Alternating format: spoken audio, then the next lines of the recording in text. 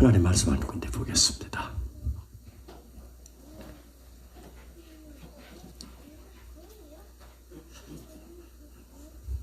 잠언서 16장 9절.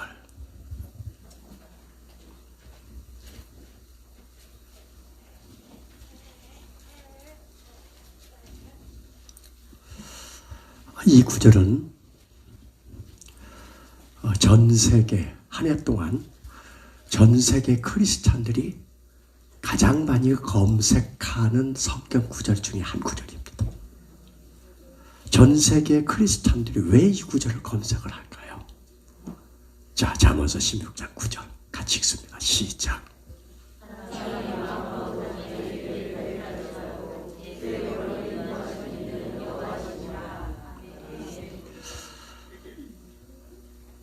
길을 잃어버린 사람들, 방향이 잘못 설정된 사람들, 가다가 주저앉아 있는 사람들, 서 있기가 힘든 사람들, 아프고 고통스러운 사람들이 찾다가 찾아가는 구절 한 구절이 바로 이 구절입니다.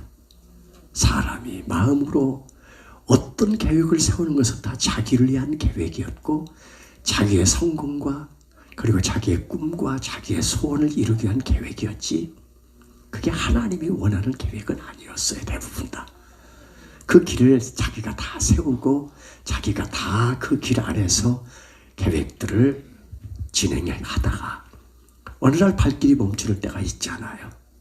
그 순간에 발견하는 것은 하나님입니다. 사람이 한 번도 인생의 고단한 어려운 역경과 시련을 안 겪으면 얼마나 좋겠어요. 그런데 예배 없이 벼랑 끝에서는 상황을 만나는 사람들이 있거든요. 그런 사람에게서는 두 가지 현상이 나타납니다. 하나는 분노, 하나는 받아들임. 예수 믿지 않는 사람도 거의 그렇지만 예수 믿는 사람들 안에서 독특하게 드러나는 이 두 단어입니다. 분노와 받아들임.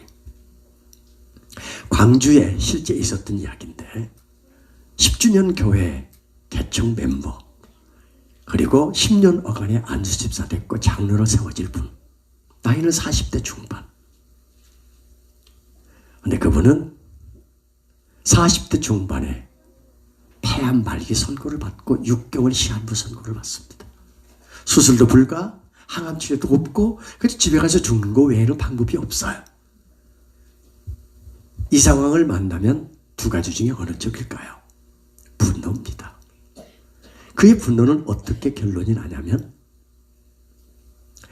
하나님이 어떻게 내게 이럴 수 있습니까? 나는 이 교회 지난 10년 동안 개척교회에서 정말로 내 헌신을 다하고 내가 할 수 있는 일을 다해서 이 교회가 이만큼 부흥하는 데 초석이 됐는데 어떻게 내 인생에 하나님이 보상을 주는 게 이겁니까? 그는 분노했습니다. 분노가 교회 안에서 어떻게 표출됐냐면 교회의 예배가 그분에게 사라졌습니다. 그분에게 기도가 멈췄습니다. 찬양이 멈췄습니다. 교회를 안 가는 거예요. 제가 그게 10주년 기념 예배 갔을 때 그분은 안 왔고 주변에 많은 사람들이 그분을 얘기하기를 그분은 하나님을 떠났다.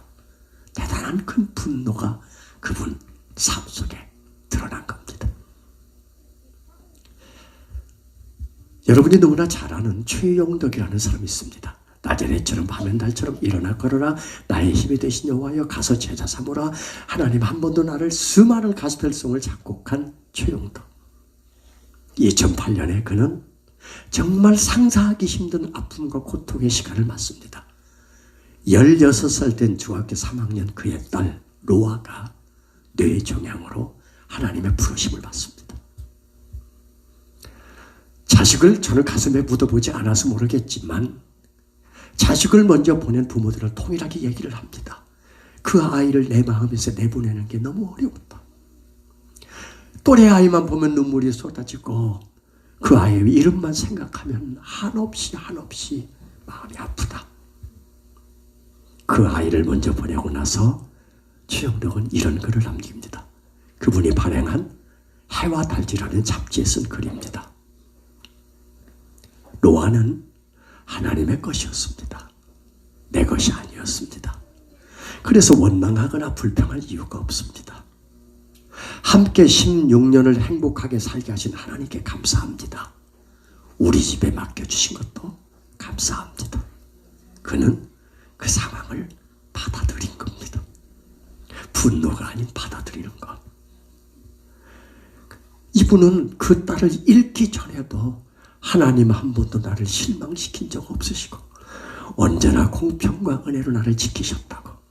지나간 모든 세월을 돌이켜보니까 그 어느 것 하나 주의 손길 안 미친 것이 없다. 이 아이를 보내기 전에도 이 아이를 보낸 후에도 그는 동일한 가사로 찬양을 불렀습니다. 찬양의 능력은 그 가사가 그분의 신앙 고백이 되고 삶의 고백이 될 때 능력이 있는 거거든요. 받아들이면 이런 겁니다. 예배를 예배답게, 기도를 기도답게, 찬양을 찬양답게, 하나님을 하나님답게 만드는 것은 내 인생에 내가 이해할 수 없는 상황을 만나도 받아들여야 하는 거예요. 그것이 은혜고 그것이 하나님의 사랑의 표현이고 반응입니다. 문제는 한국 교회에 그렇지 못한 성도가 너무 많다는 거예요. 왜 내게 하나님이 뭘 못하실 분이세요? 그런데도 우리는 왜 나에게? 저는 여러분에게 묻습니다. 여러분의 하나님은 어떤 분인가? 그리고 최용덕이가 고백했던 하나님은 이런 분입니다. 그분의 그 고백을 가슴으로 담고 한번 같이 이 곡을 불러보겠습니다. 아픔과 고통의 시간들이 있었던 분들은 이 곡이 더 은혜가 될 거예요.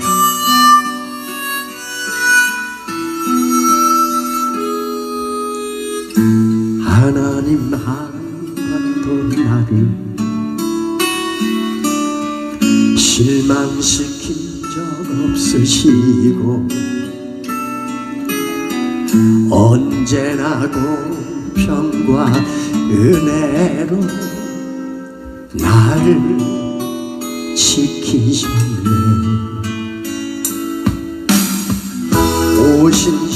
오신실하신 주, 오신실하신 주, 내 너를 떠나지도 않으리라. 내 너를 버리지도 않으리라. 약속하셨던 주님, 그 약속을 지키사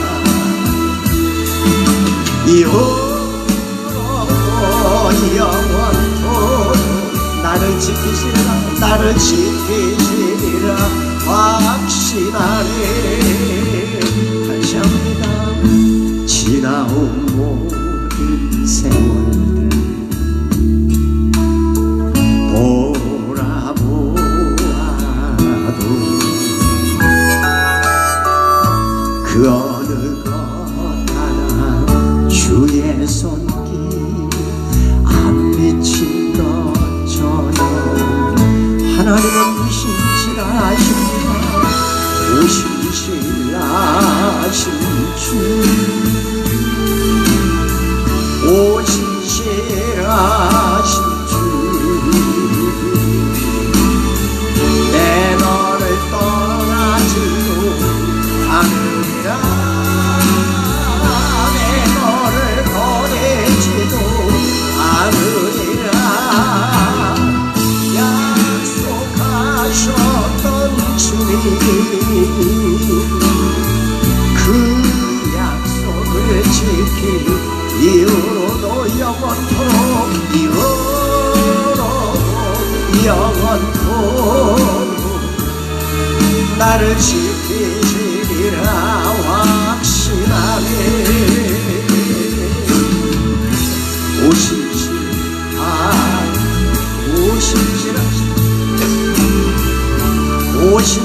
오신실하신 내 너를 떠나지도 않으리라. 내 너를 보내지도 않으리라.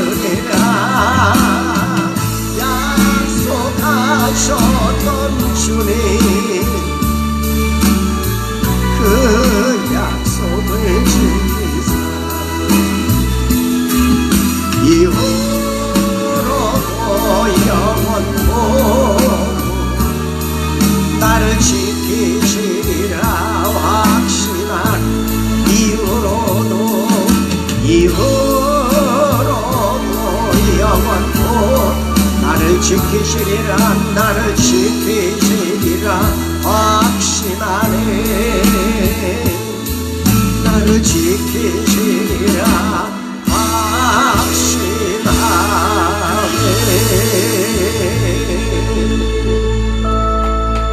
아멘.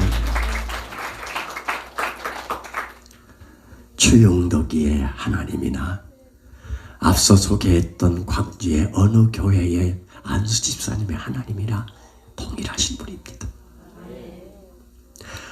내가 하나님을 어떻게 알고 있느냐에 따라서 반응은 다릅니다. 시편 18편과 시편 144편은 다윗 쓰십니다. 그는 거기에서 하나님을 이렇게 표현합니다. 여호와는 나의 힘입니다. 여호와는 나의 반석입니다. 여호와는 나의 방패입니다. 여호와는 나의 산성입니다. 여호와는 나를 건지시는 입니다. 여호와는 나의 피난처입니다. 여호와는 나의 사랑입니다. 여호와는 나의 구원입니다. 여호와는 나의 아버지 하나님입니다. 그 여호와가 누구인지를 안다면, 그 하나님이 성경 속에서 어떻게 하시는 분인지를 안다면, 그분은 그분에게 주어진 하나님이 선택하고 하나님이 결정하고 하나님이 명령하고 한 모든 것을 다 옳습니다, 맞습니다 하고 받아들여야 옳습니다. 그게 순종이고 그것이 곧 믿음입니다. 안수집사는 교회에서 누구나 세워줘요. 사람들이 눈에 보기 좋아지면, 다시 말하면 기도조회도 열심히 나오고 예배도 열심히 나오고 헌금 생활도 잘하고 교회 봉사도 하고, 그러면 누가 봐도 믿음 좋은 사람으로 보여요. 권사도 마찬가지입니다. 장로도 마찬가지입니다. 목사도 마찬가지예요. 다 사람들 눈에 보기 좋게 믿음 좋은 것으로 포장되어 있습니다. 그런데 그분이 고난을 만나고 역경을 만나고 시련을 만나고 환난을 만나고 절망의 상황을 만나면 그분의 믿음의 색깔이 보입니다. 그게 진짜인지 아닌지. 우리는 우리 눈으로 보여지는 믿음의 척도를 그저 우리가 보여지는 믿음의 그 방법, 그분이 하는 태도로 보여지지만 하나님은 다릅니다. 하나님이 볼 때는 정말 시원찮아 보이고, 하나님이 볼 때는 정말 사랑하지 않아 보이고, 은혜도 모르는 불량아처럼 보이지만, 그러나 하나님은 여지없이 한 단어로, 신실하신 하나님이라는 한 문장으로 우리를 이해해주고 받아줍니다. 그 하나님이 긍휼의 하나님입니다. 그래서 우린 여기 있는 거예요. 우리가 무슨 아주 도덕적으로 윤리적으로, 그리고 세상에서도 뿐만 아니라 하나님 앞에 말씀으로 비추어 봐, 너무 거룩해서 벗어나지 않는 그런 사람이 여기 누가 있겠어요. 가장 흔한 용어로 이렇게 쓰면 됩니다. 그저 숨쉬고 하는 일이라고는 죄 짓는 것밖에 없었다. 이 문장이 가장 맞을 거예요. 눈으로, 생각으로, 마음으로, 발길로, 손으로, 입술로 우리가 하는 모든 일들 속에 하나님이 원치 않고 하나님이 듣기 싫어하는 엄청난 일들을 우리는 하고 행하고 말하고 살아왔어요. 그런데도 하나님은 우리와 함께 하십니다. 그 하나님께서 우리에게 말씀하십니다. 이사야 43장 2절은 네가 어떤 위험한 상황을 만나도 내가 너와 함께 할 것이야. 맞아요. 시편 50편에서는 말합니다. 환난 날에 나를 부르라. 내가 너를 건지리니. 환난 날에 네가 얼마나 아프고 힘들고 그리고 고통스럽겠니 나를 부르라. 그러면 내가 너를 건져낼 테니 그 상황에서 나를 만나면 네가 나를 영화롭게 할 것이다. 하나님은 그 하나님이 누구인지를 알기를 원하셔요. 하나님을 아는 순간에 우리는 고난과 역경과 시련에서 진짜 믿음으로 반응을 하는 거예요.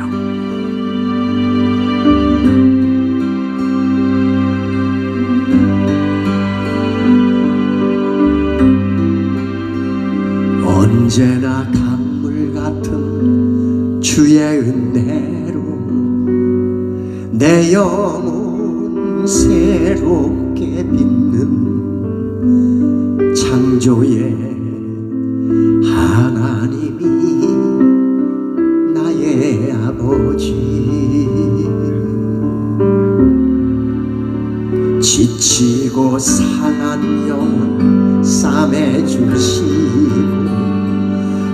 주만에 안아주시는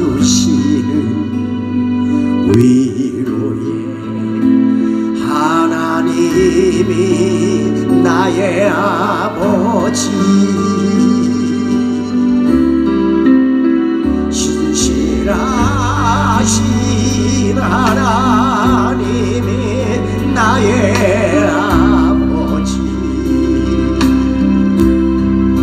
실수하지 않으시는 하나님이 나의 아버지,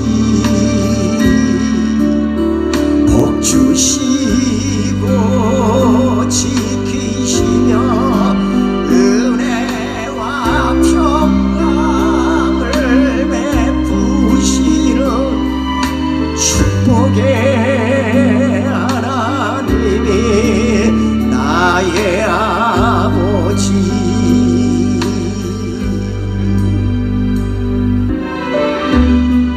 이 하나님이 나의 아버지 맞으시면 아멘. 우리 같이 2절은 같이 불러보겠습니다. 찬양을 모르더라도 가사를 쭉 따라가 보십시오.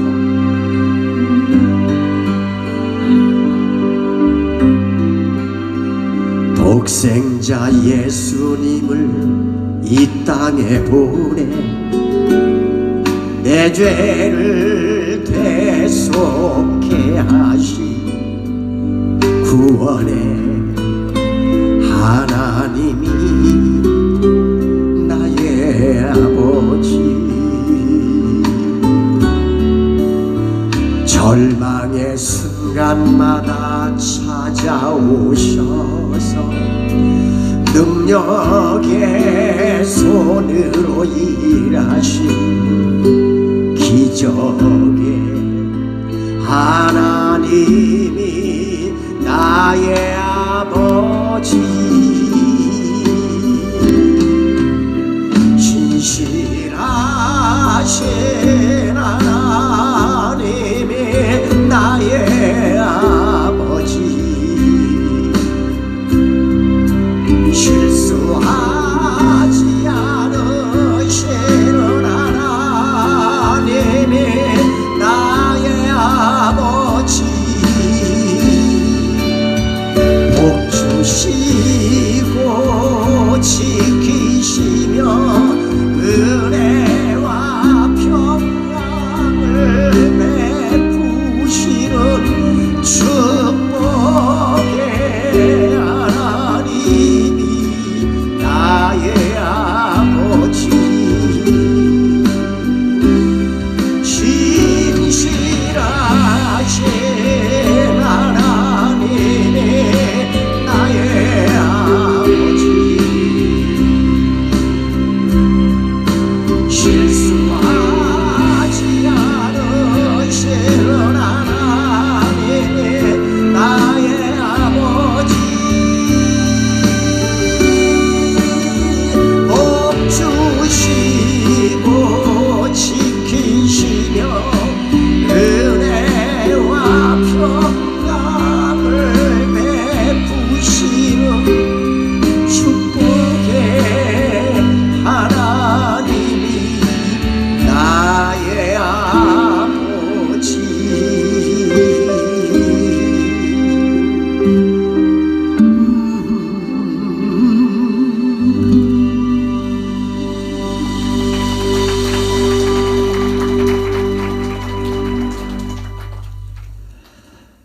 마하트마 간디가 그의 글에서, 그의 책에서 이런 글을 남겼습니다.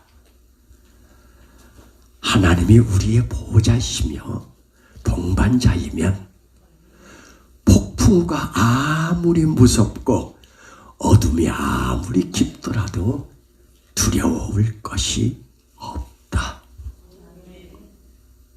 앞서 소개한 구원의 하나님, 위로의 하나님, 축복의 하나님, 그리고 창조의 하나님, 이렇게 기적의 하나님, 이 하나님이 내 아버지라고 믿는다면, 그분이 나의 보호자고 그분이 나의 동반자이며 나와 늘 함께 하시는 그분이라고 믿는다면, 폭풍이 아무리 거세도 어둠의 터널이 아무리 길어도, 그리고 아무리 고통스러운 상황을 만나도 두려울 것이 없다는 이 짧은 문장이 우리의 고백이 되길 축복합니다. 하나님이 누구인 줄 알면 어떠한 상황도 받아들이고 그 상황 안에서 아버지를 영화롭게 하는 자, 우리는 그를 진정한 이 시대의 예배자라고 얘기합니다. 그러면 제가 오늘 여러분들에게 지난번에 왔을 때 우리 손녀 이야기를 하겠다고 얘기를 했어요. 예고했어요. 기억하십니까? 그것 때문에 황 목사가 저를 부른 거예요. 사실은 그때 손녀 사진은 보여줬는데 손녀가 무슨 일을 당했기에 손녀 얘기를 하다 말았냐. 잘 들었어요. 이 교회의 특징은 이렇게 아이들이 앞에 쫙 앉아 있습니다. 그리고 이 아이들이 일어나서 막 춤추고 노래합니다. 이 중에서 목사 되고 싶은 사람? 오! 너 목사 될 거야? 너도? 넌 왜 들어? 너도? 그 사모 될 사람? 이것도 사모던데. 이게 미쳤구만. 야, 타교에 오신 분들 박수 한번 치세요. 야, 이 황규숙 목사님이 하시는 일이 이런 겁니다. 기도해 주셔야 돼요. 야, 편하게 앉아. 무릎 꿇지 말고. 너도 그렇게 앉아서 내가 미안해. 무릎 팍 꿇고 앉아서 앉아있는 게 내가 보기에 미안하잖아. 그러니까 편하게 앉아요. 그렇지. 2016년 9월 4일 그날이 우리에겐 기념일입니다. 여러분들은 상관이 없는 날이겠지만 왜냐하면 우리 손녀가 태어난 날이거든요. 9월 4일 날 저는 사역이 있어서 일산의 어느 산부인과에서 아이가 태어나는 것을 못 봤어요. 전화로 소식을 들었어요. 산모도 건강하고 태아도 건강하고 순산하고 그거 다 자연분만을 했다. 그리고 그날 저녁에 가서 손녀를 봐야 되겠지만 그 다음날 아침에 내가 갈게 하고 약속을 했는데 아침에 일산에 있는 산부인과로 가는데 아빠 여기 아이가 없어. 무슨 얘기야? 아이가 왜 없어? 신생아 치료에 있을 거 아니야? 그랬더니 아침에 다른 병원으로 지금 옮겨갔어. 왜? 어제부터 얘가 좀 안 좋아서. 직감적으로 느껴지는 게 문제가 생겼구나. 얘들이 부모가 걱정할까봐 얘기 안 하고 자기들끼리 지금 해결하고 있는 거예요. 그리고 일산에 있는 종합병원 어느 병원으로 아이를 옮겼는데 제가 그 병원으로 갔어요. 이제 아이는 거기 가 있는 거예요. 근데 그 병원에서 몇 시간 머문 뒤에 내린 결론은 이 아이는 우리 병원에서 치료할 수 있는 게 아닙니다. 그리고 그 아이는 그러면 어디로 가야 되느냐. 그 병원에서 다시 서울에 있는 종합병원, 즉 대형병원, 다시 말해 대학병원에 어디로 갈 수 있는지를 다 이 아이를 검색을 갈 수 있는 걸 검색을 했더니 거기서 가장 먼 강남 세브란스 병원 그곳으로 갈 수 있다고 자리가 하나 나 있는 거예요. 중환자실이. 그래서 앰뷸런스를 타고 강남 세브란스 병원 중환자실로 옮겨집니다. 그렇게 시작된 우리 손녀는 거기에서 45일 동안 중환자실에 있습니다. 저는 그때까지 한 번도 아이를 본 적이 없어요. 지금 할아버지는 중환자실에 들어갈 수가 없어요. 그렇다면 이 아이는 왜 중환자실에 있느냐? 한 달 반 동안에 나온 병원비가 1억이 넘습니다. 도대체 무슨 병이길래? 의사는 우리 자녀들에게 일러진 병명이 거대 결장입니다. 생소한 병입니다. 거대 결장. 그리고 이 아이는 강남 세브란스 병원에 가서 며칠 검사를 받은 후에 배를 가르고 이게 중요합니다. 태어난 지 며칠 되지 않은 애에 이 배를 갈라서 이 안에 있는 뭐가 잘못되는지를 상세하게 다 뒤져본 뒤에 내린 결론이 거대 결장. 거대 결장이 뭐냐면 음식물을 먹으면 위로 내려가서 위에서 소화가 되고 소화된 것이 그 다음 단계로 내려가는 것이 소장입니다. 작은 창자. 성인이 되면 소장의 길이가 약 5m 또는 6m입니다. 서양 사람들이 우리보다 조금 소장이 짧아요. 음식 문화가 달라서 그렇다고 그래요. 그러면 그 5m 내지 6m가 어른이 되면 되는데 이 아이도 그 정도로 비율이 맞게 몸에 있는데 이 소장 안에 있는 게 뭐냐면 세포가 있습니다. 신경절 세포라고 그러는데 이 세포들이 음식물이 이리로 내려오면 막 장이 움직이면 이 움직이는 세포들에 의해서 이 이미 위에서 소화된 것들이 장으로 내려온 것들이 영양분을 쏙 신경절 세포가 뽑아 올리고 이게 대장으로 가서 수분 뽑아내고 변으로 나가는 거예요. 근데 그 소장에 있는 세포는 어디서 만들어져야 되냐면 엄마 뱃속에서 만들어져야 돼요. 다시 말하면 귀도 다 엄마 뱃속에서 만들어져 나오지. 손가락도 다 엄마 뱃속에서 만들어져 나오잖아요. 그런데 이 아이는 이 안에 소장에 신경절 세포가 다 엄마 뱃속에서 만들어져 나와야 되는데 배를 열고 쭉 검사를 다 해보니까 위로부터 연결된 3분의 1 지점까지는 세포가 다 있는데 3분의 1 이후부터 뒷부분 이 3분의 2라 되는 이 긴 부분에 세포가 드문드문 있는 거예요. 그러니까 이 아이는 엄마 뱃속에서 이미 장애를 갖고 나온 거예요. 다 만들어지고 나와야 될 아이가 안 만들어진 거예요. 그러면 이거 의사가 어떤 방법이 있느냐? 의사는 아무 방법이 없어요. 약을 준다고 이게 세포가 만들어지는 것도 아니고 그렇다고 없는 세포를 어디도 뜯어다가 붙일 수 있는 것도 아니에요. 그냥 45일 동안 가만히 있는 거예요. 그리고 의사는 음식물을 먹어야 되니까 3분의 1 부분, 즉 신경절 세포가 있는 거기 부분을 싹둑 가위로 잘라서 그 부분을 일로 구멍을 내서 끄집어내갖고 인공 항문을 만들어 여기가 장루라고 그러죠. 항문을 만들어서 음식물을 보면 이 짧은 기관으로 통과해서 쏙 빠져나와 버려요. 그러니까 이 안에 3분의 2 부분을 배에다 그냥 집어넣어놓고 3분의 1을 끄집어내서 살고 있는 겁니다. 이런 환자가 5,000명 태어나면 1명씩 태어난대요. 똑같은 우리 손녀와 같은 상황은 아니지만 부분 세포가 어떤 아이는 부분만 없는 아이, 어떤 아이는 100% 있어야 되는데 70%만 있는 아이, 어떤 아이는 80% 있는 아이, 다양한 종류의 이런 아이들이 나온다는 거죠. 그렇다면 이 아이가 6개월 후에 다 채워지느냐? 그런 경우는 흔치 않고 1년 후에 어느 정도 채워지느냐?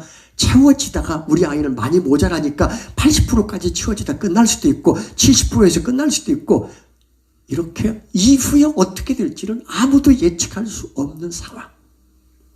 이게 뭐냐면 거대 결장에 가지고 있는 단점이에요. 우리 아이들은 이런 아이를 45일 동안을 가서 내려다만 보고 왔는데 45일 후에 결론이 나왔습니다. 이 아이를 일반실로 데리고 내려가십시오. 그리고 이 아이는 일반실에서 일주일 동안 이 아이를 돌본 간호사에 의해서 부모가 어떻게 이 아이를 돌볼 것인지를 쭉 훈련을 받고 교육을 받은 후에 집으로 데려가셔서 집에서 키우십시오. 병원에서는 해줄 것이 없습니다. 그리고 이 아이는 한 주 동안 일반실에서 그 아이를 돌볼 때 저도 가서 처음으로 그 아이를 봤습니다. 무지하게 예쁩니다. 그런데 한 주 동안 이 아이를 돌본 후의 결론은 어떻게 우리가 이 아이를 돌봐? 어떻게 이 아이를 키워? 키울 수 있는 아이가 아니에요. 우선 가장 어려운 것이 장루에서 계속해서 변과 소변이 계속 빠져나오는데 그것을 돌보는 일 자체가 너무 힘든 거예요. 여기다 캡을 씌워서 자주 교체를 해줘야 되는데 아이가 막 보채고 울면 이 안에 장이 막 밖으로 삐져나와. 그러면 이게 동그랗게 오려놓은 이 캡이 안 맞아. 그럼 다시 오리는 그 순간에 변이 이리 튀고 저리 튀고 야단 법석이나 도대체 이 아이는 전문화된 사람이 아니면 키울 수가 없는데 의사는 이 아이를 퇴원시키되 한 주 후에 병원에 데려오세요. 그리고 월요일날 퇴원을 명령해요. 월요일날 퇴원을 하고 집으로 가서 어떤 일이 벌어지든 한 주 후에 오시라고 특별 주의사항을 줍니다. 많이 울어도 보태도 아이가 많이 보채고 힘들게 해도 견디고 참아내고 버티고 한 주일을 지난 후에 병원에 오세요. 그리고 월요일 저녁 어떻게 하룻밤을 보냈습니다. 화요일날 오전부터 울기 시작합니다. 왜 우는지 모릅니다. 배가 고파서 울면 젖을 먹고 배가 부르면 안 울어야 되는데 그냥 웁니다. 1시간을 울고 3시간을 울고 5시간을 이어서 울고 7시간을 이어서 울고 10시간을 이어서 울고 얘가 미치지 않고서야 아이가 이렇게 문자를 보냈어요. 아빠, 얘가 미쳤나 봐. 미치지 않고서야 왜 이렇게 울어? 어떻게 얘를 키워? 어떻게 키워? 계속 20시간을 이어서 옵니다. 계속 울다가 아이가 너무 본인이 지치면 실신을 해. 그러면 안 울게 하려면 방법이 이렇게 안고 계속 흔들어줘야 되는데 흔들어주다가 아이가 깜빡 잠이 들면 이 순간에 좀 쉬려고 내리려고 하면 또 꽉 하고 울어. 계속 20시간을 우는데 새벽 20시간 운 시간이 새벽 3시간 20시간째 우는 시간이야. 새벽 3시까지. 오후부터 계속 오전부터 울기 시작해 새벽 3시까지 계속 우니까 가족들이 이제는 한계가 오니까 병원에서 오지 말라는데도 강남까지는 보니까 우리 아이들 일산에 사니까 신촌 세브란스 병원 응급실로 들어갔어요. 간호사가 이 아이를 보더니 깜짝 놀라더니 왜 이 아이가 이렇게 될 때까지 안 데려왔냐 그러는데 니네들이 오지 말라며. 담당 의사가 오지 말라는데 왜 오냐고. 결국 그 아이는 진정 말을 맞고 울음은 그쳤는데 이게 왜 오냐는 거예요. 어느 병원이나 대형 병원에는 이런 거대 결장을 치료하는 담당 의사가 있어요. 그래서 그 의사가 오전에 이 아이를 진료하고 난 후에 2, 3일 이 아이 검사를 다 맞춰보고 차트를 쫙 다 검사해 수술하기 전에 이 아이가 어떤 상태인지 수술 후에 어떤 상태인지가 자료가 다 차트에 남아있잖아요. 같은 세브란스니까 공유할 수 있잖아요. 다 살펴본 뒤에 수술을 들어갑니다. 다시 배를 열어봅시다. 그래서 또 개봉을 해야 돼.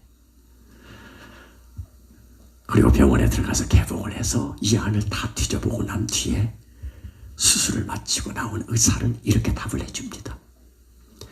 이 아이가 20시간 왜 울었는지 답을 찾았습니다. 20시간 운 이유는 차트를 다 확인하고 들어가서 배를 열어보니 3분의 1 부분을 잘라놨는데 3분의 2 부분은 세포가 어느 정도 있는지 차트에 다 기록이 남아있는데 쫙 확인하니까 100% 세포가 다 만들어져 있었습니다.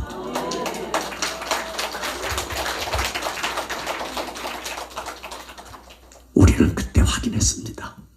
이게 신이 하지 않고는 한 달 반 만에 이 부족한 이 세포를 다 채우는 것은 신이 하나님이 하지 않고는 이루어질 수 없다는 사실을.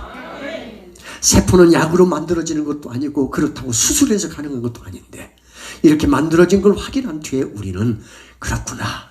병원에 가서 빨리 이걸 연결하라고 하나님이 20시간을 울려서 얘를 병원으로 보내줬구나.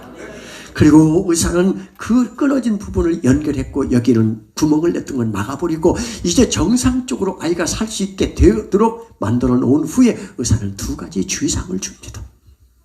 첫째, 음식물을 많이 주면 안 됩니다. 이 아이는 앞부분에는 계속 설사를 이쪽으로 했고 이쪽 부분을 쓰지 않았기 때문에 병목 현상이 나올 수 있으니까 음식물을 조금씩 주십시오. 안 그러면 계속 토하거나 문제가 생깁니다.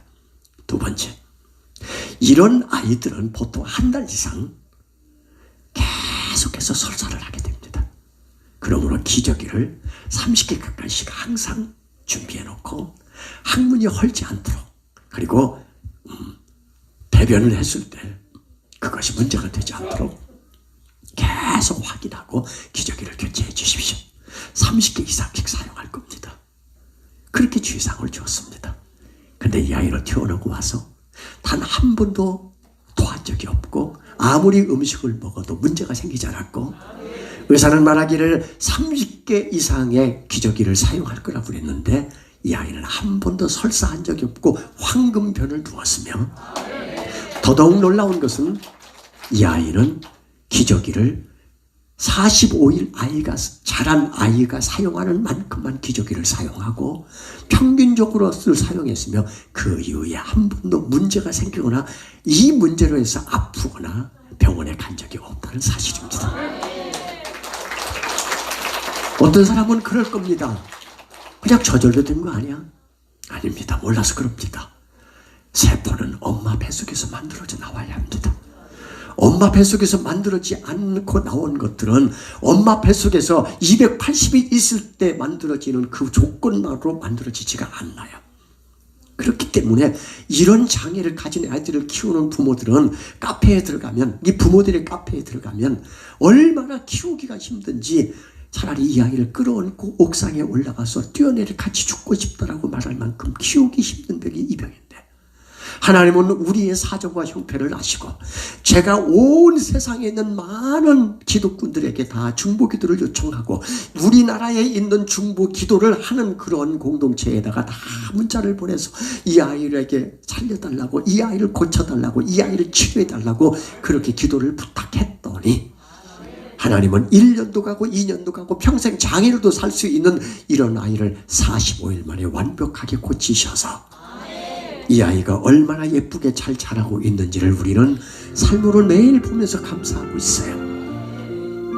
우리가 갈 수 없는 그곳에, 그 병원 안에 하나님은 거기 머무시면서 하나님의 손을 쉼없이 일하셔서 그 아이를 치료하시고 고치시고 원래 엄마 뱃속에 있는 상태로 만들어 놓으셨단 말입니다.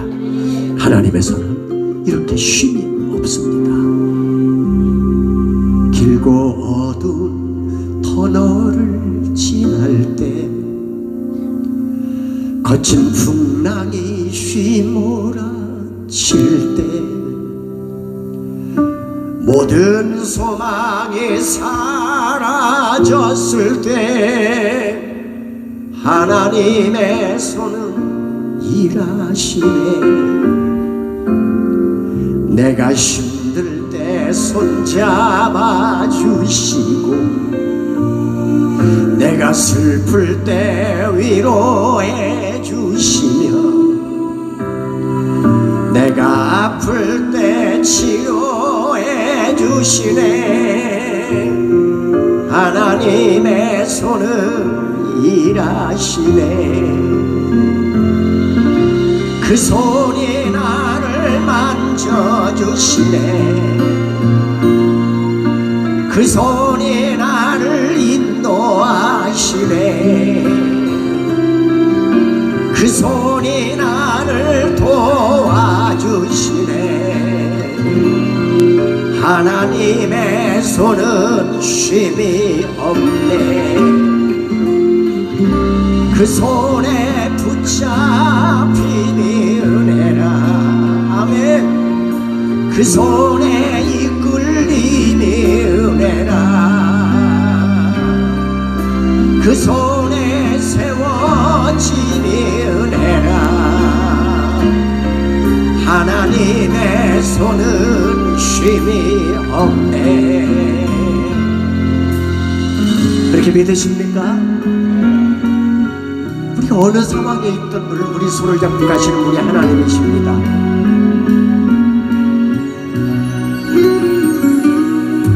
내가 힘들 때 손잡아 주시고 내가 슬플 때 위로해 주시며 내가 아플 때 치료해 주시네. 하나님의 손은 일하시네. 그 손이 나를 만져주시네. 아멘. 그 손이 나를 안아주시네. 그 손이 나를 보호하시네.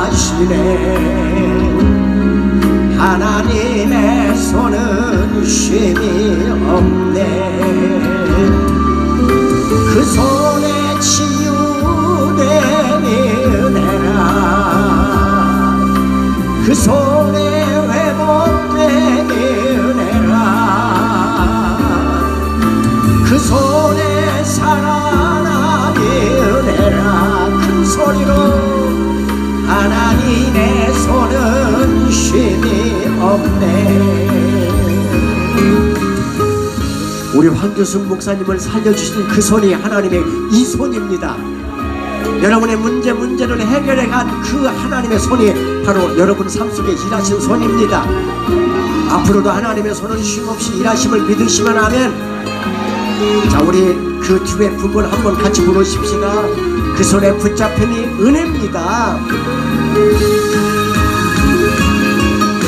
그 손에 붙잡힘이 은혜라.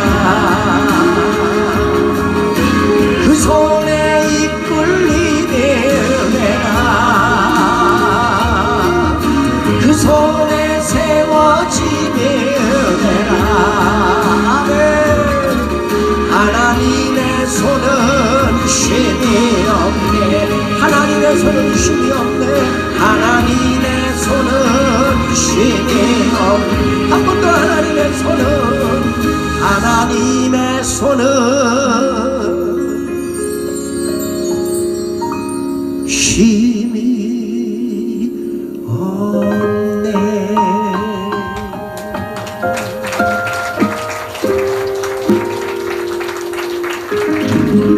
그렇게 믿으십니까? 그래요. 저는 확실히 믿습니다. 하나님은 우리와 함께 한다는 사실을, 하나님이 항상 내 편이라는 사실을, 깊은 슬픔 가운데 홀로 방황할 때에 주님은 나를 위로하셨고, 힘든 세상 일 속에 지쳐 쓰러질 때도 주님은 나를 인도하셨네. 나는 믿노라 하나님이 함께 하심을. 나는 믿노라 하나님이 함께 하심을. 나는 믿노라 하나님이 나와 함께 하심을. 나는 믿노라. 깊은 수렁 속에서 혼자 울부짖을 때 주님은 나를 건져내셨고, 죄악된 세상으로 다시 달려갈 때에 주님은 돌아오라 하셨네. 같이 합니다. 나는 믿노라 하나님이 함께 하심을. 나는 믿노라 하나님이 함께 하심을. 나는 믿노라 하나님이 나와 함께 하심을. 나는 믿노라. 어떠한 상황에도 우리 삶 속에 함께 하시는 하나님을 믿으시죠? 그렇습니다. 하나님의 살아계심, 하나님의 함께 하심을 믿는 우리에게 고난과 시련과 역경은 어떤 두려움의 대상이 아닙니다. 같이 부릅니다. 거친 풍랑이 일어도 찬잔하게 하시니 주님은 나의 피난처시요. 푸른 초장 물가로 항상 인도하시니 주님은 나의 안식처로다. 나는 믿노라 하나님이 살아계심을. 나는 믿노라 하나님이 살아계심을. 나는 믿노라 하나님이 살아 역사하심을. 나는 다시 한번 살아계심을 믿노라. 나는 믿노라 하나님이 살아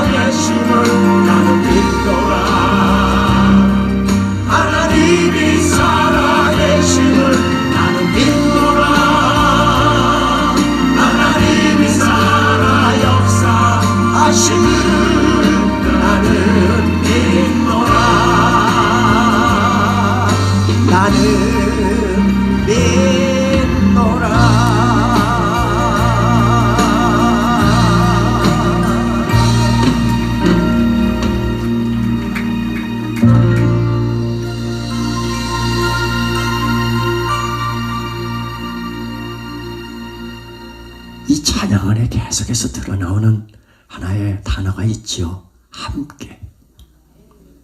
성경의 인물들에게는 이 함께가 얼마나 중요한 단어인지 모릅니다.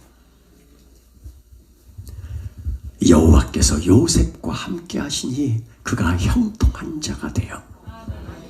이게 창세기 39장 2절의 말씀입니다. 이 문장이 나오기 이전에 요셉의 삶이 어떤 것인지 우린 설교 시간에 너무 많이 들었습니다. 형들의 미움을 사서 애굽의 노예로 팔려가 지금 보디발의 집에 그저 거기서 노예로 살고 있는 이에게 무슨 형통이라는 단어가 적용이 되겠어요? 형통은 국어사전에 모든 일이 다 막힘이 없이 잘 되는 것이 형통이에요.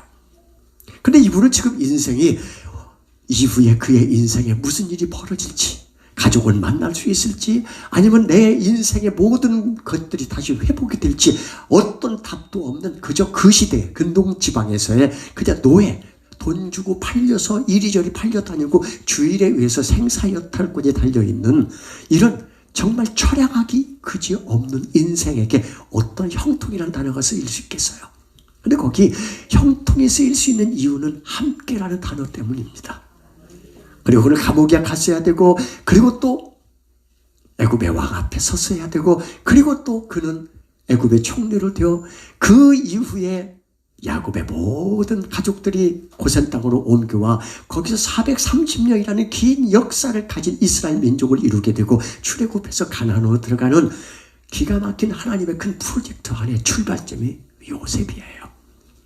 하나님의 꿈 안에 있으면 함께는 형통이지만 하나님의 꿈 밖에 있는 것은 이건 형통이 아닌 거지요. 이와 같이 함께는 매우 중요합니다. 말할 것도 없이 신명기 34장은 모세가 죽습니다. 이스라엘 백성이 이후에 어떻게 인도되어 갈지는 아무도 답이 없습니다. 그런데 하나님은 출애굽할 때부터 한 사람 데리고 나온 사람이 바로 여호수아고, 그 여호수아는 늘 모세 곁에 있었고 이스라엘 백성이 누군지 너무나 잘 아는 이 여호수아는 모세가 죽고 나자 그 백성을 이끌고 요단강을 건너 가나안 땅으로 들어가서 7 부족을 내쫓고 거기다 정착해서 살게 하는 하나님의 계획 안에 리더로 그들을 인도해 갈 인도자로 이제 선택이 됐다는 거예요. 얼마나 두렵고 하루 한순간 이 모든 상황이 얼마나 무서울까요? 모세가 죽고 난 이후에 이런 여호수아의 마음을 알았던 하나님은 여호수아 1장 5절에서 이렇게 말합니다. 네 평생에 너를 당할 자가 없으리니 내가 모세와 함께 있었던 것 같이. 120년 모세의 인생에 하나님은 한 번도 함께 하지 않은 적이 없단 말이죠. 내가 모세와 함께 있었던 것 같이 너와도 함께 있을 것입니다. 그래요. 그게 하나님의 방법이에요. 여호수아와 함께 하셨던 하나님, 모세와 함께 하셨던 하나님, 이 성경 속의 인물에는 이 함께가 모두 들어가 있어요. 그러면 다윗은 어떤가? 이미 10대의 왕으로 세워진 사람이에요. 사울왕의 다음 왕으로 세워진 그가 선대왕, 즉 사울의 미움을 사고, 그래서 그는 결국 광야로 나가 12년 이상을 그 광야에서 황량한 곳에서 죽음과 맞닿은 곳에서 얼마나 많은 절망적인 상황을 만납니까? 압살롬의 반역으로 인해서 왕이 됐지만 다시 또 피난을 가야 되는 처량한 그의 신세를 다 한 구절로 담아서 표현한 구절이 시편 23편 4절이에요. 내가 사망의 음침한 골짜기를 다닐지라도 해를 두려워하지 않을 것은 주께서 나와 함께 하심이라. 주의 지팡이와 막대기가 나를 안위하시나이다. 맞아요. 세상에 나를 지켜줄 사람은 왕도 아니고 자식도 아니고 이웃도 아니고 친구도 아니고 하나님밖에 없다는 말입니다.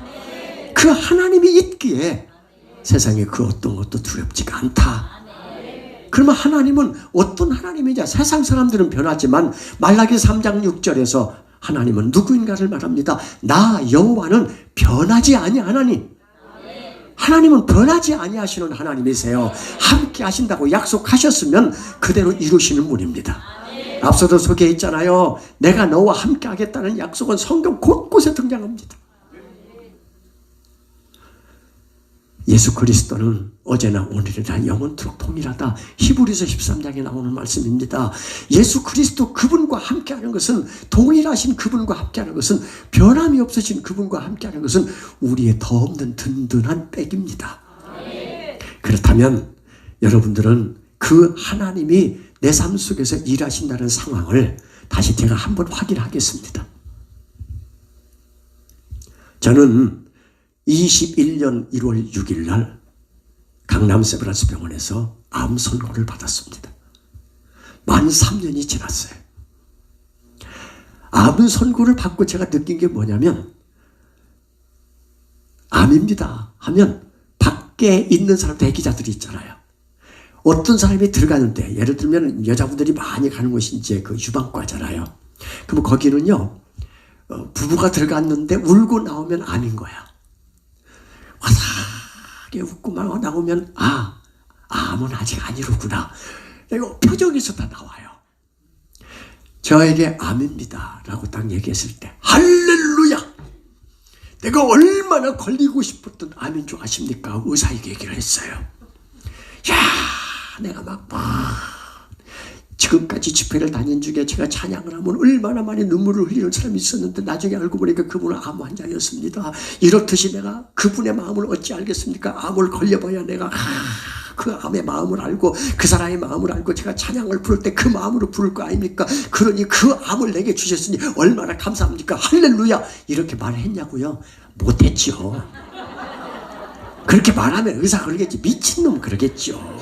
어떻게 말해요?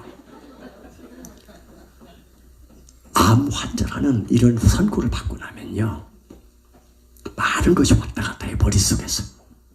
맨 먼저 하는 게 가서 중증 등록입니다. 이제 국가에서 관리를 받는 거예요. 코드번호로 다 정렬해서 5%밖에 치료비를 안 내는 중증 등록자가 돼요. 그걸 들고 제가 다 이제 그 CT 촬영하고 MRI 촬영하고 PET 촬영해서 수술 받기 전에 모든 일정을 하기 위해서 날짜를 받으러 다니는데, 참 마음이 많이 복잡합니다. 근데 여러분들 그때 깨달은 게 뭐냐면, 당신은 더 이상 살 수 없습니다. 당신은 암입니다. 당신은 망했습니다. 어떤 그런 절망적인 상황을 만날 때 우리는 이 문제를 해결할 수 있는 그 대상자를, 누구를 찾아가냐는 거예요. 의사를 찾아가느냐, 돈을 빌려줄 사람을 찾아가느냐, 아니면 나를 다시 이렇게 세울 어떤 능력자를 찾아가느냐. 그게 내 믿음의 대상이라는 겁니다. 만약에 유명한 의사만을 찾아다니면서 내 병을 치료한다고 한다면 그 의사가 내 믿음의 대상이고, 내 이후에 어떻게 될지를 궁금해서 점장이를 찾아간다면 그게 내 믿음의 대상이 되는 것이고, 돈 많은 어떤 능력자를 찾아가서 그에게서 도움을 구한다면 그게 우리 믿음의 대상이 되는 것이고, 하지만 이제 제가 부를 찬양의 가사처럼 내 믿음의 대상이 하나님이기에 기도의 자리로, 찬송의 자리로, 예배의 자리로 찾아간다면 그게 바로 뭐예요? 우리의 믿음의 대상이 확실해지는 거 아니겠어요? 그래서 만든 곡이 하나님을 만나면 끝난 것이다입니다. 사람은 누구나 다 그런 상황을 만나요. 그 상황을 만나지만, 그러나 기억하십시오. 하나님에게 해답이 있습니다. 모든 것이 끝났다고 말하는 사람들의 말을 듣지 말아라. 하나님은 아직도 너에게서 시선을 떼지 않았다. 세상에서 답을 찾지 말아라. 사람들을 의지하지 말아라. 너의 모든 문제는 하나님만이 해결할 수가 있다. 기도를 쉬지 마라. 찬양을 멈추지 마라. 하나님 하나님이 너를 주목하고 있다. 예배에 집중하라. 말씀을 붙잡아라. 하나님을 만나면 끝난 것이다. 그렇게 믿습니까? 하나님을 만나면 끝난 것이다. 세상 어디에도 답은 없어요. 우리의 믿음의 대상은 하나님뿐이에요. 오늘도 이곳에 오셔서 아직도 세상에서 답을 찾고 있는 분들은 그 방향을 바꾸십시오. 같이 불러보겠습니다. 모든 것이 끝났다고 말하는, 모든 것이 끝났다고 말하는 사람들의 말을 듣지 말아라. 하나님은 아직도 너에게서 시선을 떼지 않았다. 세상에서 답을 찾지 말아라. 사람들을 의지하지 말아라. 너의 모든 문제는 하나님만이 해결할 수가 있다. 기도를 쉬지 마라. 찬양을 멈추지 마라. 하나님이 너를 주목하고 있다. 예배에 집중하라. 말씀을 붙잡아라. 하나님을 만나면 끝난 것이다. 가는 길 멈추지 마라. 뒤를 돌아보지 마라. 하나님이 너를 주목하고 있다. 의심을 하지 마라. 절대 포기하지 마라. 하나님을 믿으면 끝난 것이다. 예수의 이름은 예수의 이름을 세상의 소망이요. 예수의 이름은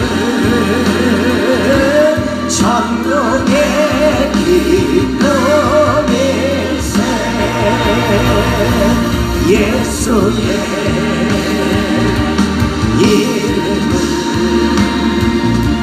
세상의 소망이요.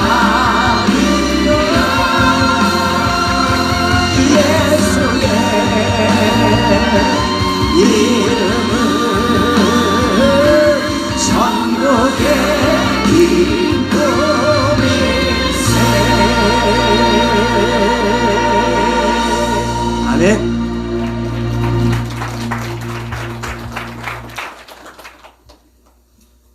사람이 마음으로 자기의 길을 계획할지라도 안 아프고 싶죠. 안 망하고 싶죠. 어려움 안 당하고 싶지요. 누가 인생 살아가면서 내 계획에 고난과 역경을 만들어 놓고 그 광야로 일부러 들어가는 사람이 그런 바보가 어디 있겠어요. 하지만 하나님은 그것을 인도하십니다. 그리고 그곳에서 하나님을 떠난 사람도 있고 하나님을 만난 사람도 있고, 그리고 훗날 우리 모두에게서 동일한 고백을 하게 만드십니다. 우리의 꿈과 우리의 계획과 우리의 소원과 우리의 모든 것을 이루어 주신 분은 하나님이시다. 그렇습니다. 오늘은 제가 이 내용을 꼭 전하고 싶어서 메시지를 준비해 왔어요. 창세기 5장 22절부터 24절은 에녹의 이야기가 나옵니다. 그리고 에녹은 65세에 무두셀라를 낳았고 300년 동안을 하나님과 동행하다가 365세에 하나님이 그를 데려가심으로 세상에 있지 아니하였다. 이게 창세기 5장 21절부터 24절에 있는 네 구절의 말씀인데 백자가 안 됩니다. 이 짧은 구절 안에 하나님이 어떻게 왜 그를 세상에 있지 아니하고 죽지 않고 그를 데려갔느냐? 그럼 왜 어떻게 살았게 그랬느냐? 여기는 없습니다. 무두셀라를 65세에 낳았고 300년을 하나님과 동행했고 그리고 365세에 세상에 있지 않는 사람으로 기록이 나와요. 여기에 같은 문장이 두 번 나오는데 하나님과 동행이라는 말입니다. 그럼 해답이 거기 있는 거예요. 히브리어로는 이제 동행이란 말이 와이트 할렉이라고 합니다. 할렉. 그럼 이 말은 여러 뜻이 있는데 이 말들을 갖고 우리가 지금 보고 있는 개역 개정 성경과 새 번역은 그냥 하나님과 동행했다 이렇게 표현을 했는데 번역을 했는데 현대인의 성경은 이걸 신학자들이 다르게 번역을 했어요. 현대인의 성경을 현대인 아무나 한 게 아니잖아요. 다 신학자들이 번역한 거예요. 그것도 히브리어로 된 성경 원어 성경을 놓고 이렇게 번역했어요. 하나님과 깊은 관계를 나누었다.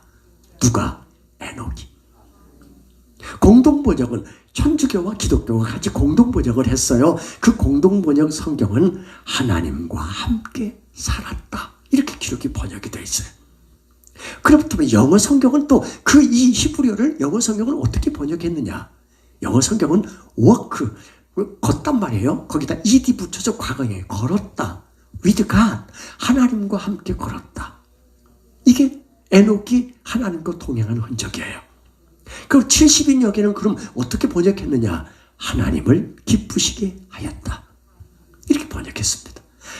같은 언어인데 하나님과 동행했다고 우리는 늘 배웠는데 우리는 늘 읽고 묵상하는데 성경마다 이렇게 하나님과 깊은 관계를 나누었다. 하나님과 함께 살았다. 하나님과 함께 걸었다. 하나님을 기쁘시게 하였다. 이렇게 다르게 번역이 뭐예요? 이 단어에 이런 많은 의미를 품고 있다는 뜻입니다. 거기다가 히브리서 11장은 믿음장입니다. 많은 믿음의 선배들의 이름이 나오는데 에녹도 등장합니다. 그리고 거기는 이렇게 기록이 되어 있습니다. 하나님을 기쁘시게 하는 자라는 증거를 받았다. 누가? 에녹이. 이 에녹의 삶에서 우리는 귀한 교훈을 메시지를 하나 얻어냅니다. 우리는 이 세상은 지금 온통 다 미친 사람들이 삽니다. 무슨 얘기인지 잘 이해를 못할 것 같은데 술에 미친 사람, 마약에 미친 사람, 음란에 미친 사람, 거기다가 게임에 미친 사람, 운동에 미친 사람, 도박에 미친 사람, 이단 종교에 미친 사람, 온통 세상은 다 미친 사람들입니다. 그렇다면 이 미치다는 의미가 뭘까? 영어에서는 이걸 패션이라고 얘기하죠. 국어사전에는 어떤 일을 열렬한 애정을 갖고 열중하는 마음 이렇게 표현합니다. 그러나 패션 이 말은 어떻게 풀이를 영어 사전을 찾으면 열정, 열광, 강렬한 감정 이렇게 표현합니다.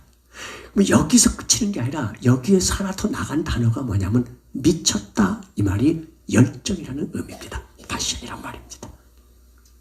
그렇다면 우리는 지금 세상이 다 미쳤다 이 말은 다 어딘가에 열중하고 열광하며 열정을 쏟고 있다는 뜻이거든요. 이게 미쳤다는 표현이에요. 그렇잖아요. 도박에 미친 놈은 그게 도박이다. 온통 돈을 다 쓰고 온통 자기 생명까지 거기에 시간까지 다 쓰고 있어요. 우리는 무엇에 미쳐 있나요? 손양원 목사님이 쓴 예수 중독자라는 시가 있습니다. 읽어드릴게요. 나는 예수 중독자 되어야겠다. 술 중독자는 술로만 살다가 술로 인해 죽게 되는 것이고 아편 중독자는 아편으로 살다가 아편으로 인해 죽게 되나니 우리도 예수의 중독자 되어 예수로 살다가 예수로 죽자. 우리의 전 생활과 생명을 주님을 위해 살면 주같이 부활한다. 주의 종이니 주만 위에 일하는 자 되고 내 일 되지 않게 하자. 이게 손양원 목사님이 쓴 시입니다.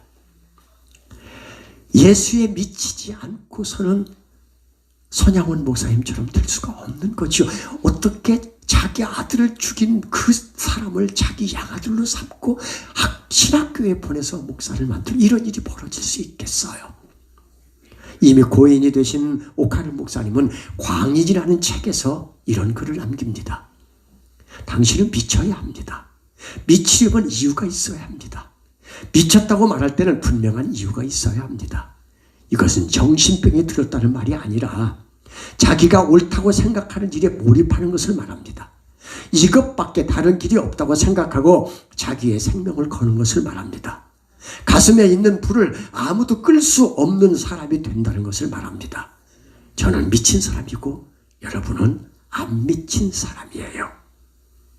이게 광인이라는 책 안에 있는 오카르 목사님이 쓴 글입니다. 자기는 광인, 미칠 광자, 사람인 자, 자기는 미친 사람이란 뜻이에요. 예수의 미친 사람, 손양원 목사님, 그리고 오카르 목사님, 이런 분들을 우리는 뭐라고 얘기하냐면 하나님과 동행하다 간 사람들, 이렇게 표현하는 거예요. 하나님과 깊은 교제를 하고 하나님과 함께 살며 하나님과 함께 걸으며 하나님과 기쁘시게 하는 자, 그가 바로 분명 이 시대에 미쳐 사는 사람들이잖아요. 중세 수도원은 순교자가 두 갈래로 나뉘었습니다. 수도원이 왜가 있어요?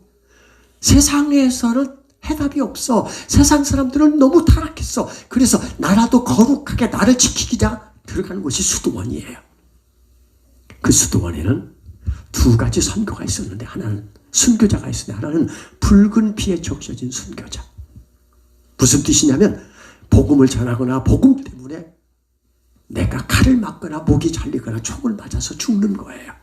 이게 붉은 피에 적셔진 순교자. 우리 한국에 이런 순교자가 있었기에 복음이 들어왔어요. 그러나 순교를 못할 수 있는 환경에 있는 사람들에게도 많잖아요. 그래서 또 하나의 순교가 있습니다. 말씀대로 살려고 자신의 버릇과 말씀대로 살려고 자신의 욕심과 분노를 십자가에 못 박고, 그리고 과거의 습관과 버릇을 또 십자가에 못 박고 내려놓고 사는 사람을 뭐라고 얘기했냐면 평생 순교자, 생활 순교자라고 그랬습니다. 우리는요, 이 문장을 어떻게 표현할 수 있냐면 평생 순교자, 생활 순교자, 이 문장이 곧 바울이 말했던 나는 날마다 죽는다, 이 말입니다. 우리가 과거에 살고 있던 생활 습관과 버릇과 사는 방식을 십자가 위에 내려놓고 사는 사람이 과연 몇 명이나 될까요? 이런 상황을 우리는 변화됐다고 얘기합니다. 거듭났다고 얘기합니다. 그리고 또 하나, 말씀대로 살려고 자신의 가장 분노, 가장 내가 아끼고 놓을 수 없는 그 욕심과 분노를 날마다 죽이는 일이 얼마나 어렵습니까? 이걸 날마다 죽이고 사는 사람, 그분이 주님과 함께 사는 사람이고, 이렇게 날마다 주님 앞으로 거룩하게 나가는 사람, 그가 날마다 주님과 걷는 사람이고, 그리고 그가 주님과 함께 사는 사람이잖아요. 해같이 빛나는 사람들은 이런 사람들입니다. 저는 여러분들, 여기 있는 분들이 주님은 우리와 늘 함께 한다는 사실을 믿으시면 아멘. 앞서 얘기했잖아요. 나는 변하지 아니하나니 하나님과 약속하셨어요.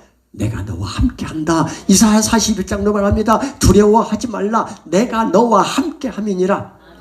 맞아요. 함께 하시는 하나님이 우리에게 항상 말합니다. 함께 하니까 두려워하지 말고 염려하고 걱정하지도 말고. 그러면 염려하고 걱정하지 않는 것이 주님이 나와 함께하는 그 흔적이잖아요. 그렇다면 이제는 내가 주님과 함께하는 일이, 이게 신앙생활이에요. 주님은 함께한다고 약속하셔도 주님께 다 맡기고, 이제부터 내가 앞서 살았던 손양원 목사님, 아니면 오카는 목사님, 아니면 믿음의 선배들이 살다 간 것처럼 평생 순교자, 평생 생활자로 그렇게 매일매일 생활 순교자로 살면서 날마다 죽는다는 바울의 고백처럼 살아가는 것, 그것이 바로 하나님과 동행하는 에녹과 같은 삶을 사는 겁니다. 그런 삶을 사는 사람에게 하나님께서 그날에 우리를 천국에 맞아들일 때 이런 찬양을 많은 사람들이 부르게 할 거예요. 저는 이렇게 살다 간 사람들이 해같이 빛날 거라고 여깁니다. 믿으십니까? 이렇게 살다 갑시다. 하나님은 함께 한다는 걸 믿지요? 이제부터 내가 주님 편에서 주님과 함께 하면 됩니다. 당신의 그 섬김이 전국에서 해같이 빛나리 당신의 그 겸손 전국에서 해같이 빛나리 당신의 옆 사람을 축복합니다. 그 믿음이 전국에서 해같이 빛나리 당신의 그 충성이 전국에서 해같이 빛나리 주님이 기억하시면 좋다니 예수님 사랑으로 가득한 곳을 천사도 흠모하는 아름다운 그곳은 천국에서 해같이 빛나리 옆 사람을 박수치면서 축복함을 하십시오. 목사님을 축복합니다. 사모님을 축복합니다. 장모님, 권사님을 축복합니다. 할렐루야.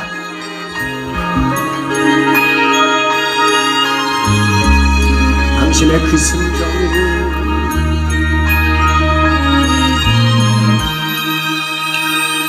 당신의 그 순종이 전국에서 해같이 빛나리 당신의 그 사랑이 전국에서 해같이 빛나리 당신의 그 찬송이 전국에서 해같이 빛나리 당신의 그 헌신이 전국에서 해같이 빛나리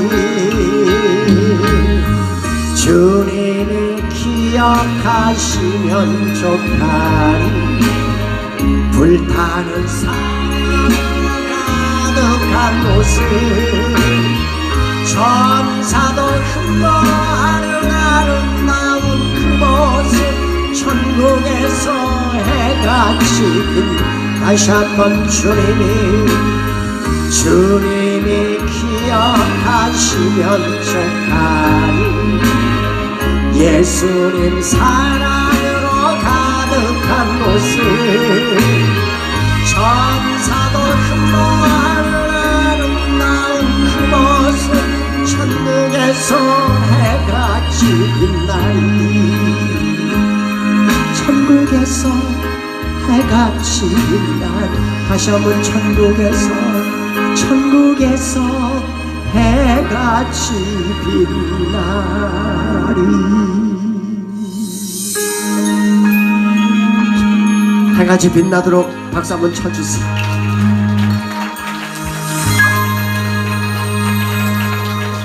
네, 이제 찬양 한 곡 부르고 마칠게요.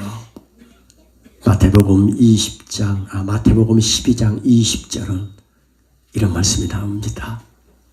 12장 30절입니다. 나와 함께 아니하는 자는 나를 반대하는 자다고. 나와 함께 하지 아니하는 자는 나를 반대하는 자다. 그래요.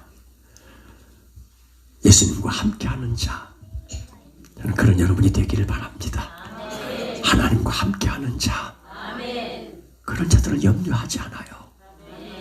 늘 발을 동동 구르고 세상에서 답을 찾으려고 사람과 관계를 맺고 거기가 모든 것이 내 생활터라고 여기며 거기서 즐거움을 얻고 그것이 내 생활터에서 가장 사는 즐거움을 느끼는 곳이라면 분명히 여러분들은 하나님과 아무 상관없는 사람입니다.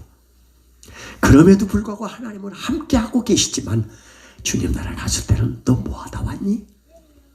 너 뭐하다 왔어? 너는 나와 함께 걸은 적이 없고 너는 내일 함께 걸어가며 일한 적이 없고 너는 나와 함께 산 적이 없고 너는 나의 기쁨이 된 적이 없고 그렇잖아요. 목사님하고도 이런 대화했습니다. 예배당에 와서 내 기쁨을 맛보러 오는 사람들이 의외로 많아요. 목사님은 설교로 나를 만족해 하세요. 성가대는 찬양으로 나를 기쁨을 주세요. 여기 와서 기쁨을 얻으러 오는 사람들이 있어요. 사람에게서 무슨 기쁨을 얻어요? 예배는 내가 주님의 기쁨이 되기 위해서 온 거예요. 그 예배 자체가 주님의 기쁨이 되어야 그게 예배고, 그 예배를 여기서가 아니라 삶으로 그렇게 한 주간 살다 온 그 삶을 갖고 와서 주님의 기쁨이 되어드려야죠. 물론 주님은 내 안에 항상 기쁨을 안겨주지만 내가 주님의 기쁨이 되는 건 그걸 못 느끼니까 항상 교회 다니면서 만족이 없는 거예요. 그래서 이 교회를 방황하고 저 교회를 방황하고 목사 설교가 어떠냐, 자꾸 뭐 교회 분위기가 어떻고, 교회 가면 사람들이 마음에 안 들고. 그게 왜 그래요? 교회 가서 내 기쁨을 맛보고 내 만족을 얻으러 갔기 때문이에요. 여긴 내 만족과 기쁨을 얻는 곳이 아니에요. 내가 주님의 기쁨이 되기 위해서 와 있는 곳이지. 가지고 있는 것, 내게 주어지는 은사, 내게 주어진 모든 시간과 재물과 건강과 이 모든 것을 통해 하나님의 기쁨이 되는 것, 그게 예수 믿는 이유 아닙니까? 그렇다면 아까 말한 대로 나와 함께 아니하는 자는 나를 반대하는 자다. 여러분들은 하나님을 진짜 인정하고 하나님을 존중하며 하나님을 예배하고 신뢰하는 자로 서 있기를 축복합니다. 왜 나만 겪는 고난이냐고? 아닙니다. 고난 누구나 다 겪습니다. 단지 거기에 등장하는 문장이 있어요. 주님이 나와 함께함을 믿는다면 어떤 역경도 이길 수 있잖아요. 상황이 나빠도 능력 있게 이겨나갈 수 있는 겁니다. 에녹은 바로 그렇게 살다간 사람이에요. 그러고 왜 아프지 않았겠어요? 그러고 왜 힘들지 않았겠어요? 그러고 왜 그 삶에 문제가 없었겠어요? 그러나 하나님과 300년 동행했더니 그 모든 것을 다 인정하고 받아들이고 주님의 기쁨이 되었더니 이 세상의 본보기로 그를 데려간 거 아니겠어요? 여러분이 그런 사람이 되기를 축원합니다. 같이 불러보십시다. 왜 나만 겪는 고난이냐고 불평하지 마세요. 고난의 뒤편에 있는 주님이 주신 축복 미리 보면서 감사하세요.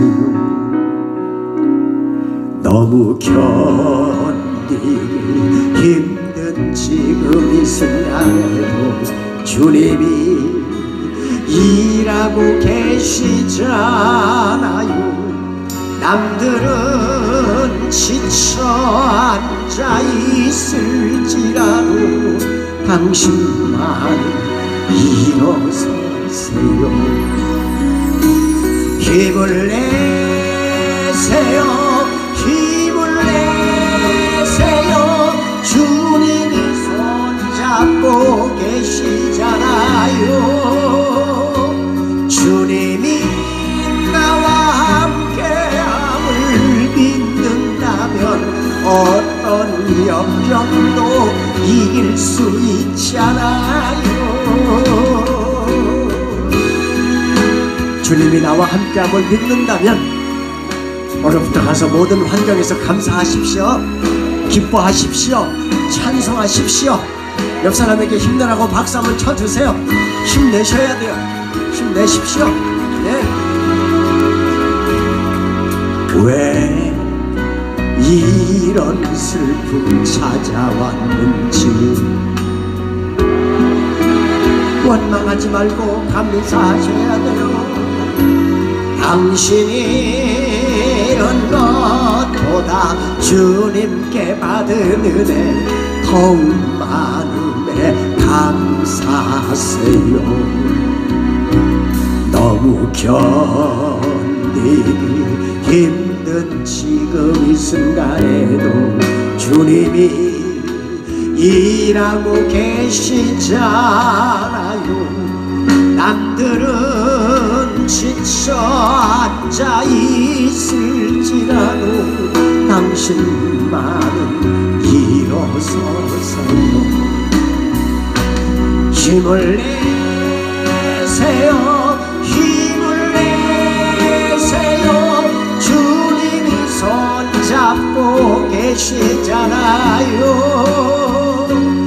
주님이 나와 함께함을 믿는다면 어떤 고난도 견딜 수 있잖아. 다시 한번 힘을 내세요. 힘을 내세요. 힘을 내세요. 주님이 손잡고 계시잖아요. 주님이 나와 함께함을 믿는다면 어떤 고난도 견딜 수 있잖아요. 어떤 고난도 견딜 수 있잖아요.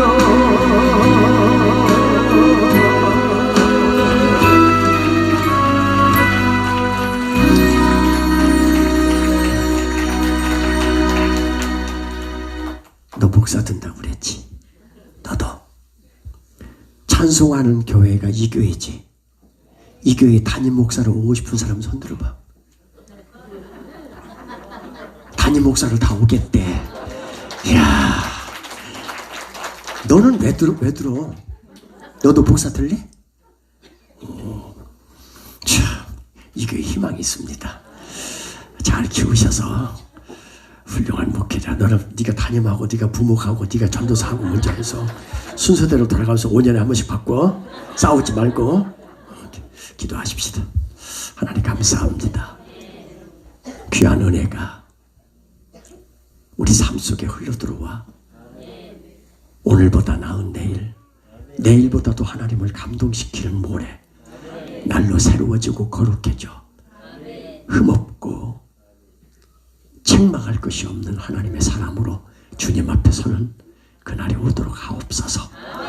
우리 힘으로 안 되니 성령님이 도와주시고 우리 손녀딸을 쉼없이 일하시는 주님의 손으로 고쳐냈듯이 오늘 아픈 사람 있으면 고쳐주시고 위로해 주시고 힘을 주시고 살려주시고 하나님은 그를 통해 큰 영광을 받으시옵소서.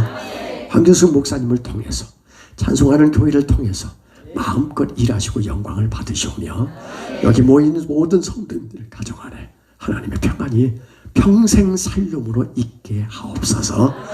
예수님의 이름으로 기도합니다. 아멘. 광고는 목사님 하십시오. 네. 잠깐만요. 내가 너를 도우리라 띄워놓고 한 곡 더 해야죠.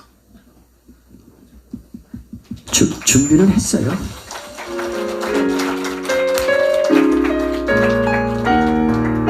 같이 불러요. 세상 일에 실패했어도 너는 절망하지 말라. 내가 너를 도우리라. 다시 일어서게 하리라. 질병으로 고통당해도 너는 두려워 말라. 내가 너를 고쳐주리라. 다시 일어서게 하리라.